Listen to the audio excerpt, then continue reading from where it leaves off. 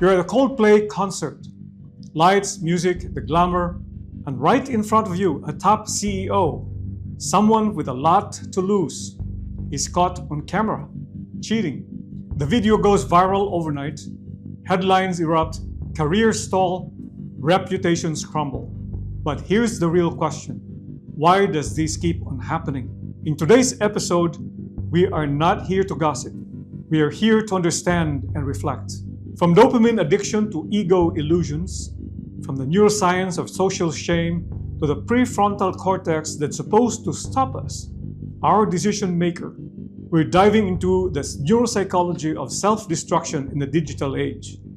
So hold tight till the end of the video. This might matter to you.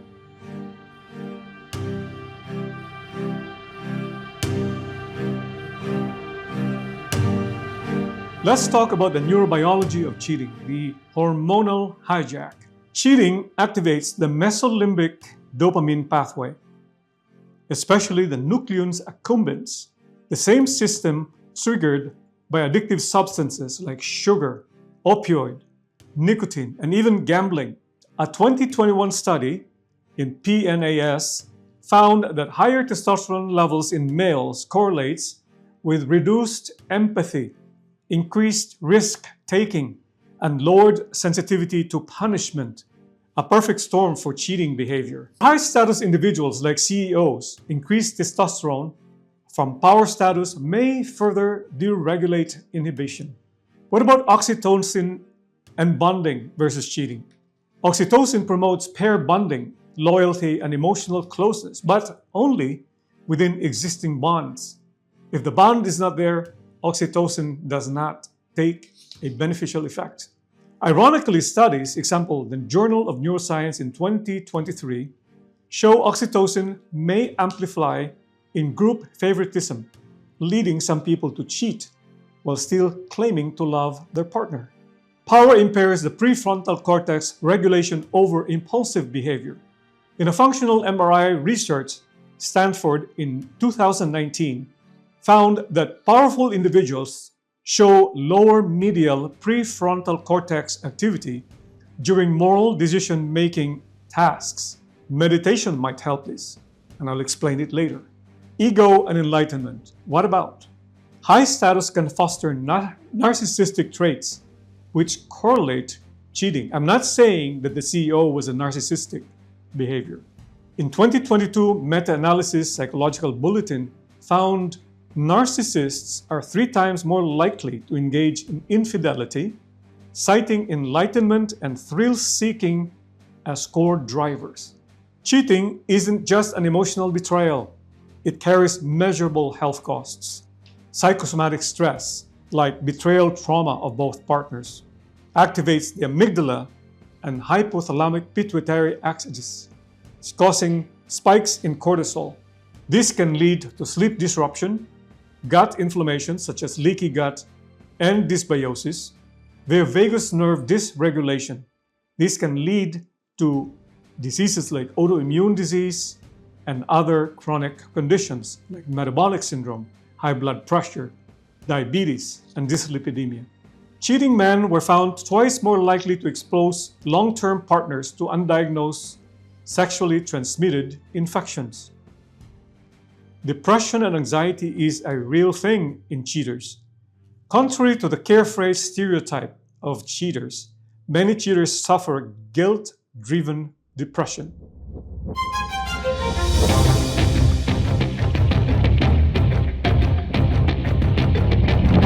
So what is self-control if this would be the remedy for impulse? Self-control is the ability to inhibit impulse, delay gratification, and align behavior with long-term goals.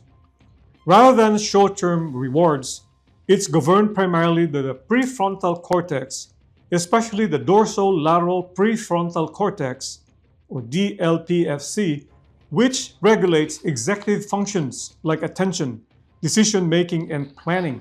Can self-control be learned or trained? And the answer is yes.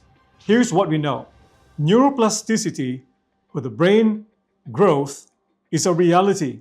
Brain imaging studies show that consistent practice of self-regulatory tasks, strengthens the prefrontal cortex activity and connectivity, especially between the prefrontal cortex and limbic system, which includes the amygdala and nucleus accumbens. In short, the more you practice resisting impulses, the stronger your impulse control circuits become. And this is exemplified by meditation.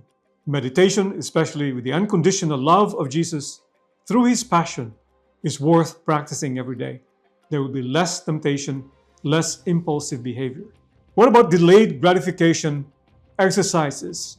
In the famous marshmallow test in 2018, researchers found that self-control is not fixed. It's shaped by context, trust, and practice.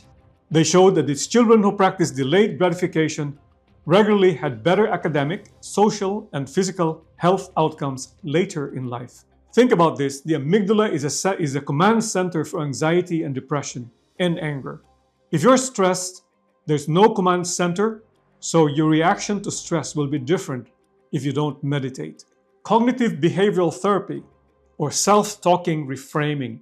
It had been proven that CBT, or cognitive behavioral therapy, helps restructure automatic thought patterns. In Eastern culture, it's called monkey mind. This drives impulsive behavior. For example, the pattern would be, I need this now. I want this now. But then you can say, I can wait. This increases cognitive behavioral therapy, increases metacognition, a term talking about thinking about your thinking. You think first about what you're thinking and then execute, whether it's really worth executing. Studies show that cognitive behavioral therapy reduces impulsivity in addiction, compulsive behavior, and even infidelity recovery. So instead of replacing, I deserve this, what about you say, what will this cost to me? And this will be appropriate for the CEO. Had they said, I deserve this to be out with this woman who is not my wife, then I should have said, what will this cost to me?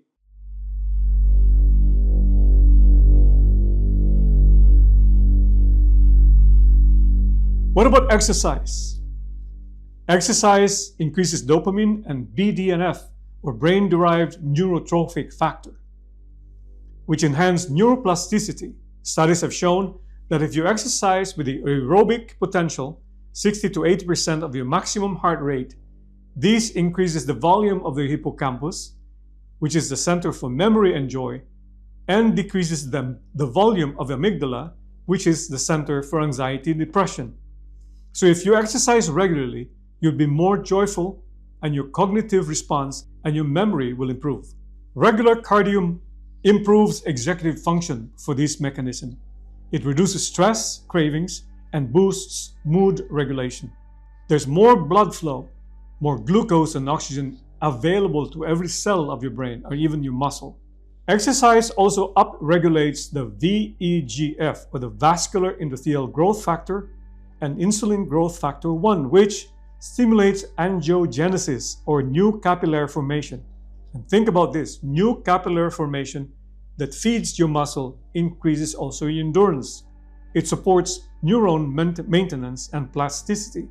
What about cold exposure and discomfort training?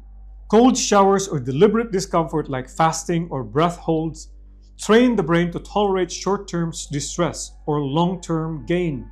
Studies in neuroscience letters in 2023 show increased insula activation, body awareness, and self-regulation center.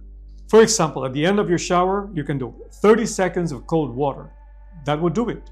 Fasting is depriving yourself, making yourself uncomfortable for a few minutes. For example, if you're thirsty and the water there, delay for a few minutes or few seconds. That is fasting. What about social media that feeds the dopamine surge? Try to do away with social media for certain hours of the day if you don't really need it. Stay away from social media, especially at the bedside. Impulse delay techniques, the 10-minute rule, for example. Wait 10 minutes before acting on an urge. If you want to get angry, wait 10 minutes. Take deep breath before you say something.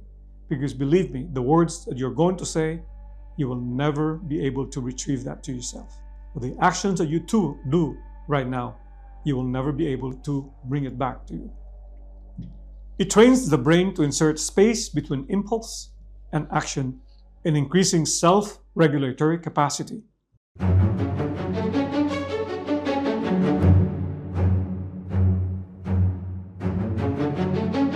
Sleep deprivation impairs prefrontal function. It reduces self-control and increases emotional reactivity. So sleep is important. In 2019 study in sleep medicine found that even one night of poor sleep leads to riskier decisions and weaker moral judgment. Self-control is like a muscle. Use it, but don't overuse it. Willpower fatigue is real. The brain gets tired of constant inhibition. So the balance is key. Automated health habits, including prepping meals, no phone zones, to reduce daily decision fatigue would be helpful. So public shame and digital scandals are powerful phenomena that sit at the intersection of neuroscience, neuropsychology, and digital culture. Understanding why public figures keep making risky decisions in the age of viral cameras requires unpacking how our brains process the risk, reward, reputation, and attention, how social media hijacks those systems. The role of social media in shaping consequences causes this digital shame and social pain. The brain interrupts public shame as real physical pain. Functional MRI studies showed that social exclusion and online humiliation activate the dorsal anterior cingulate cortex, the same region activated in physical pain. It is not a joke to be publicly humiliated. So why expose yourself? Anterior insula also is a process for disgust, embarrassment, and bodily distress. It gets activated when you're digitally shamed and causing social pain. In short, viral shame is just embarrassing. It's neurologically painful. The amygdala and the threat response is reality. When someone is publicly exposed online, the brain processes it as a threat to social survival. Intervention is needed. The amygdala becomes hyperactive, leading to panic, paranoia, social withdrawal, anxiety, anger, depression, difficulty sleeping or eating, emotional overreactions, or self-destructive behavior. Social media is equivalent to a magnified social mirror. Platforms like Instagram or TikTok amplify perceived judgment through metrics, likes, shares, comments. So be careful of these. You can be trapped with this. In public figures under stress, example performance pressure, emotional volatility, the prefrontal cortex activity becomes less effective. And in narcissistic or entitled individuals, moral reasoning is often blunted. Studies have shown in Natural Science in 2020 show that individuals high in narcissism or psychopathy traits exhibit lower prefrontal cortex amygdala connectivity, reduced guilt and foresight, greater likelihood to engage in risky attention-seeking behavior. There is an illusion of invincibility and immunity bias, known as the personal fable in developmental psychology and supported by self-serving bias in neuroscience. The public figures often believe they're exceptions to the rule, and functional MRI studies support this. There's a link in the ventromedial prefrontal cortex hyperactivity involved in self-justification and minimizing threat. You say, won't happen to me, I'm careful, I'm famous, in control. But guess what? It happens. Repetition blunts risk perception. Doing something risky multiple times without consequence desensitizes the fear response.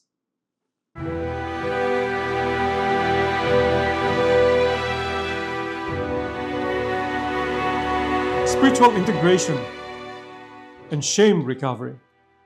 Catholic and Orthodox spirituality has it. Fasting is a way of uniting the body and the will, breaking the chains of lust, gluttony, pride, and ego, the same forces behind many public scandals. Saints like Saint Augustine, Saint Mary of Egypt, and Saint Francis of Assisi all practiced strict fasting to overcome lust and ego. According to Saint Basil the Great, he said, quote, "Fasting is a guardian of the soul. It gives strength to the mind. It purifies the heart, sanctifies the body, and drives away demons," unquote. So what are types of fasting? You can do time-restricted intermittent fasting, like fast for 16 hours and eat within 8-hour window. It strengthens dopamine regulation, it boosts BDNF, improves prefrontal cortex function, and builds daily discipline with clear boundaries. You can do spiritual fasting, abstaining from meat, dairy, alcohol, sometimes even oils. Often practiced on Fridays and Wednesdays and Fridays. Why Wednesday and Friday? Wednesday is when Judas betrayed Jesus, the most painful part of the life of Christ. Fridays, when he was crucified. What about impulse fasting and temptation abstinence? Choosing to deny any immediate desire for a set time. For example, for food, sex, social media, or gossip. Just shut your mouth up. When an urge rises, example to flirt, binge watch, or retaliate, pause for 15 minutes as we talk about. Take deep breath, guided breathing, and meditate on His unconditional love through His passion. This is akin to training the will to wait, a skill critical for preventing scandalous, impulsive decisions. So if you combine fasting with daily prayer or meditation, this develops metacognitive awareness. I'm not my urge. Accountability and confession. This helps address the shame cycle and promotes healing. Christ, in Ensino Jesu, admonished the monk, and he said, tell your priests to go to confession weekly because this is good for your soul and for your health. Saint Jose Maria Escrivá always encourages us to go to confession weekly. Scripture meditation. It refocuses attention on higher desires for love, charity, faithfulness, and integrity. In a digital culture hungry for outrage, the story becomes an entertainment. But for those who view life through the lens of the cross, such moments invite deeper reflection, not condemnation. In Catholic teaching, scandal is more than embarrassment. It's a wound to the body of Christ. Public sin, especially by those in leadership, doesn't just harm reputations. It fractures trust and encourages others to justify sin. But we must remember, sin often starts in darkness, in hidden compromise, and it grows in secrecy until, inevitably, it is exposed to light. This is Dr. Raúl. If you like this content, share, subscribe, so you'll be alerted to the next video that we're going to produce for you. Thank you.